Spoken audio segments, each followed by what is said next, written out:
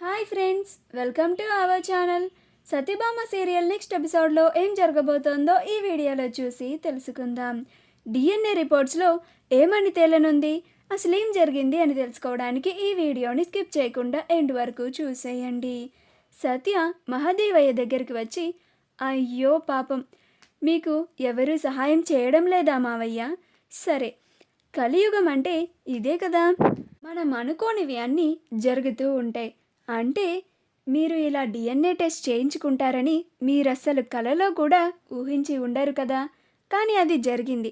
ఇప్పుడు కూడా అలానే మీరు ఎలాగైనా ఆ రిపోర్ట్స్ని తారుమారు చేయాలని చాలా మీ సాయశక్తులా ప్రయత్నాలు చేస్తున్నారు, కానీ అవి అస్సలు జరగడం లేదు. నేను మీకోసం ఒక చిన్న సహాయం చేస్తాను అని అంటుంది.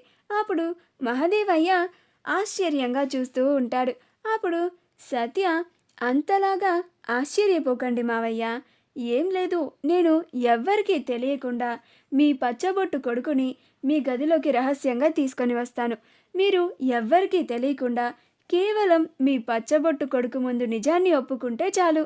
మీరు ఇంతలాగా టెన్షన్ పడాల్సిన అవసరం కూడా ఉండదు. పైగా రేపు ఆ డిఎన్ఏ రిపోర్ట్స్లో ఎలాంటి రిజల్ట్ వచ్చినా మీకు బాధ కూడా ఉండదు. లేకపోతే మీ రాజకీయ భవిష్యత్తు రేపటితోనే ముగిసిపోతుంది. ఇక మీ ఇష్టం, తర్వాత జరిగే పరిణామాలు నేను మీకు చెప్పనవసరం లేదనుకుంటా అని అంటుంది. ఇప్పుడు మహదేవయ్య, నీకు ఈ మహదేవయ్య పవర్ ఏందో తెలియక గిట్ల గంతులేస్తున్నావు, నేనేందో నీకు నిరూపించి చూయిస్తా అని అంటాడు.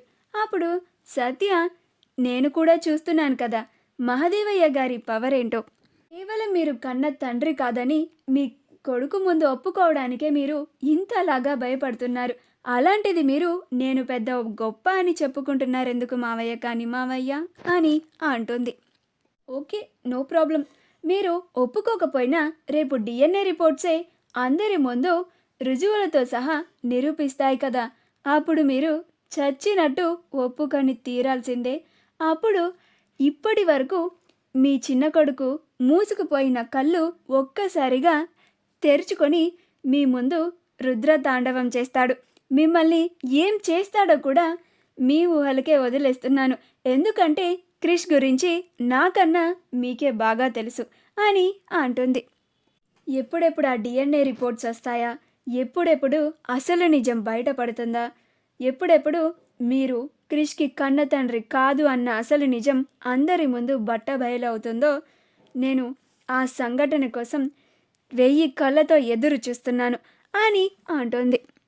అప్పుడు క్రిష్ అడిగే ప్రశ్నలకి మీరు ఏమని సమాధానం చెప్తారో, ఎందుకు మీరు తన కన్న తల్లి కన్న తండ్రి నుండి క్రిష్ని వేరు చేశారో, క్రిష్ అడిగిన ప్రశ్నకి మీరు ఏమని సమాధానం చెప్తారో నేను కూడా ఎదురు చూస్తున్నాను. ఇప్పుడు అర్థమైందా మావయ్య మీకు, ఈ సత్యభామతో పెట్టుకుంటే ఎలా ఉంటుందో అని అంటుంది. అప్పుడు మహదేవయ్య, ఈ మహదేవయ్య సంగతి కూడా నీకు పూర్తిగా తెలియదు సత్య. ఏం చేయాలో ఏం చేసి ఇవన్నీ ఆపాలో నాకు బాగా తెలుసు.